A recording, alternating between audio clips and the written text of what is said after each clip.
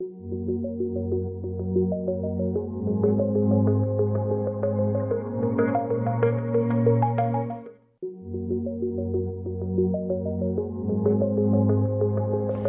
governo do estado fez um leilão para contratar a construtora responsável pelas primeiras obras do ITA em Fortaleza. E esse resultado final da licitação saiu ontem.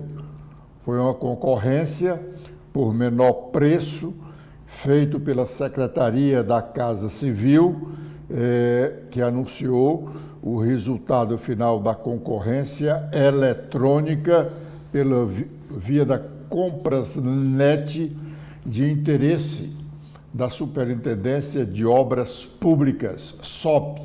O estranho aqui, porque parece que será uma obra administrada pela SOP e a licitação foi feita pela Casa Civil. Mas atentem, interesse da Superintendência de Obras, cujo objeto é a execução da obra de implantação da primeira etapa do campus em Fortaleza do ITA, Instituto Tecnológico da Aeronáutica, compreendendo um bloco de alojamento com 3.130 metros quadrados e bloco de engenharia com 15.468 metros quadrados, com área total construída, os dois blocos, de 18.568 metros quadrados, conforme especificações contidas no edital e seus anexos, com valor global de R$ 70.900.000. Procuradoria-Geral do Estado, em Fortaleza, 28 de agosto de 2024. Isso foi publicado na edição de ontem do Diário Oficial do Estado. Notem, quem é a construtora que vai construir essa obra? Qual foi a construtora que ganhou essa licitação? Porque não diz. Eu li a íntegra da publicação feita no Diário Oficial do Estado. O governo aqui está omitindo o nome da construtora. Deverá republicar esse documento, né, por incorreção. Mas muito bem. Uma sessão solene na tarde de ontem, no Senado Federal, registrou o centenário de nascimento do empresário cearense Jaime Aquino, um dos maiores produtores de castanha de caju do Ceará, consequentemente, um dos maiores exportadores dessa fruta para o exterior. Amanda, o que dizem os sites do Congresso Nacional nesta manhã?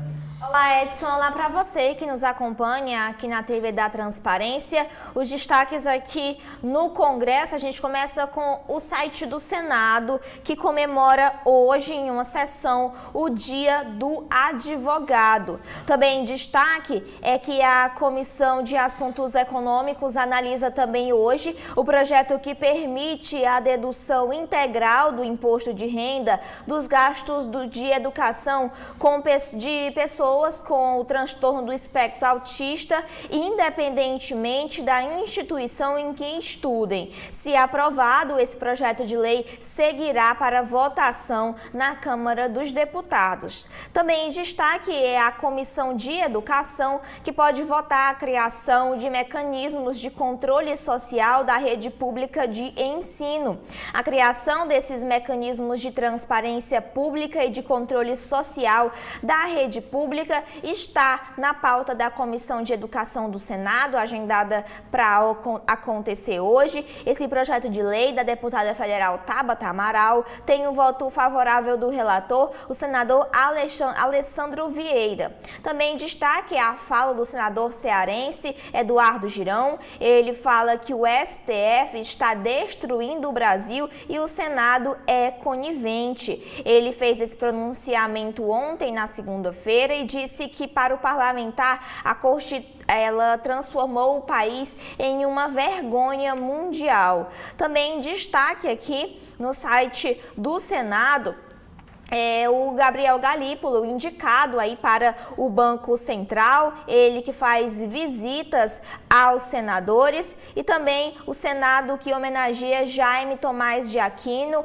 empreendedor da cajucultura.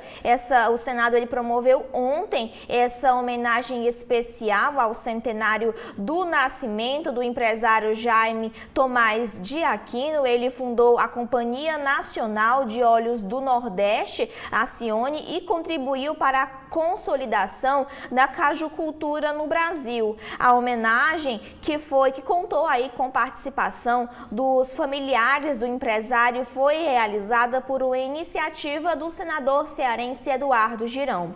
Também destaque agora nas últimas notícias da Câmara dos Deputados é sobre uma comissão que debate as contribuições previdenciárias de aposentados e pensionistas. A Comissão de Legislação Participativa vai debater nesta terça-feira a extinção gradativa das contribuições previdenciárias de aposentados e pensionistas. Essa iniciativa, a audiência será interativa também, e a deputada que solicitou essa audiência explica que as duas propostas de emenda à Constituição que tramitam na Câmara dos Deputados prevê a extinção gradativa das contribuições previdenciárias de aposentados e pensionistas em um prazo de 10 anos e também determina a extinção imediata dessa contribuição.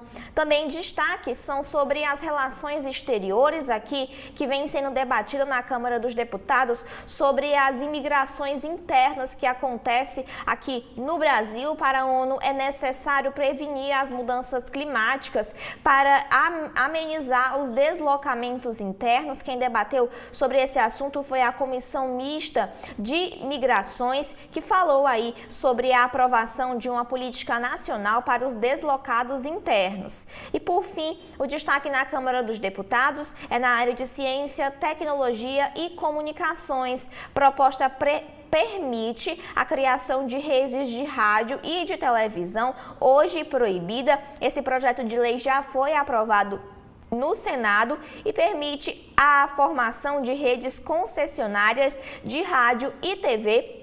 E aí, essa proposta está agora em análise na Câmara dos Deputados e revoga um decreto-lei que hoje proíbe esta prática. São esses os destaques que a gente tem na Câmara dos Deputados e no Senado de hoje. O vermelho desapareceu das concentrações do PT em Fortaleza. Ele é visto na campanha municipal do município de Caucaia, onde lidera o movimento a deputada federal Luiziane Lins. Evandro Leitão, o candidato a prefeito em Fortaleza, do PT, não tem sido visto com a tradicional camisa vermelha, que sempre distinguiu o petismo no Brasil. Aliás, Evandro ontem, embora tenha aparecido ao lado do senador Cid Gomes, a relação entre ambos continua não muito amistosa. O Evandro, embora tenha aparecido com o Cid, tem escondido o senador na sua propaganda eleitoral. Evandro só fala em Lula, Elmano e Camilo. Quando ele fala que foi secretário do Trabalho quando o Estado bombou com a criação de empregos, ele não diz que foi secretário de Trabalho no primeiro governo de Cid Gomes. Não se sabe por que o Cid não aparece na propaganda do Evandro Leitão, que disputa a Prefeitura de Fortaleza. O deputado estadual Carmelo Neto tem gastado um bom tempo para explicar por que só a sua mulher, candidata a vereadora de Fortaleza, recebeu do partido, o PL, ele é presidente do PL cearense, mais de R$600 mil do fundo eleitoral, enquanto quase todos os outros candidatos praticamente nada receberão. O teto de candidato a prefeito de Fortaleza é pouco mais de R$600 mil. O fundo eleitoral é um dinheiro liberado do orçamento da União para o custeio das campanhas eleitorais. É dividido segundo a representação dos partidos na Câmara dos Deputados. O PL é um dos partidos bem aquinhoado com o fundo eleitoral. O deputado Carmelo Neto tenta justificar a liberação do dinheiro para a campanha da sua mulher, dizendo que foi uma liberação do próprio presidente nacional da agremiação. O presidente da agremiação não distribui dinheiro diretamente para candidatos.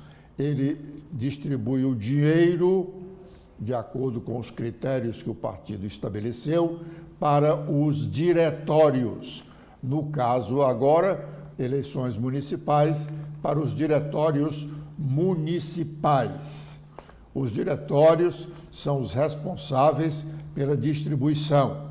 Carmelo, tentando enganar os filiados do PL, diz que distribuiu os recursos vindos para o PL do Ceará de acordo com a representação federal. Nada disso. A representação federal só recebe recursos da campanha quando a eleição é nacional, quando se disputa cargo de deputado federal ou estadual.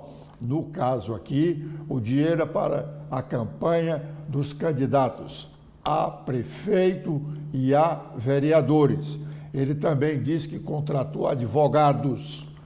O partido não tem nada a ver com contratação de advogados. Os candidatos, se lhe interessarem, contratarão com o dinheiro que recebe do fundo eleitoral. Não está agindo bem o deputado estadual Carmelo Neto com relação a essa distribuição dos recursos do fundo eleitoral. A Justiça Eleitoral cearense já registrou as candidaturas de 754 candidatos à Câmara Municipal de Fortaleza. 754 candidatos à Câmara Municipal de Fortaleza, o que significa dizer que 17 candidatos disputam uma vaga. A Câmara Municipal tem 43 vagas. Dividido por 754 candidatos, a média é de 17 candidatos por cadeira. No estado do Ceará, o total de candidatos a vereador chega a 12.145 candidatos. No estado do Ceará, 12.145 eleitores querem ser vereadores. No Brasil, o total de candidatos às mais de 5.000 câmaras municipais chega a 429.421 candidatos. Já em relação aos cargos majoritários de prefeitos, no Brasil temos um total de 15.400 456 candidatos, sendo no Ceará, nos 184 municípios, o total de candidatos a prefeito soma 485. Nós temos 184 municípios no Ceará e o total de candidatos a prefeito soma 485 postulantes, uma média de menos de 3 candidatos por município. Em Fortaleza, são 8 os candidatos a prefeito já com suas postulações registradas. André Fernandes, cujo nome completo é André Fernandes de Moura, candidato do PL. Capitão Wagner Souza Gomes, candidato do União Brasil. Eduardo Girão, Luiz Eduardo Grangeiro Girão, candidato do Partido Novo. Evandro Sá Barreto Leitão, candidato do PT. George Lima de Araújo, candidato do Solidariedade. José Sarto Nogueira Moreira, candidato do PDT. Técio Nunes Salgado, da Aliança Construindo a Nossa Fortaleza. José Batista Neto, candidato do PSTU. São esses os candidatos oficializados para a disputa no dia 6 de outubro pela Prefeitura de Fortaleza. Com essas informações, nós estamos encerrando a nossa participação de hoje no primeiro bloco de notícias desta manhã, convidando-os a continuarem conosco aqui na TV da Transparência, porque já teremos novas informações. Obrigado.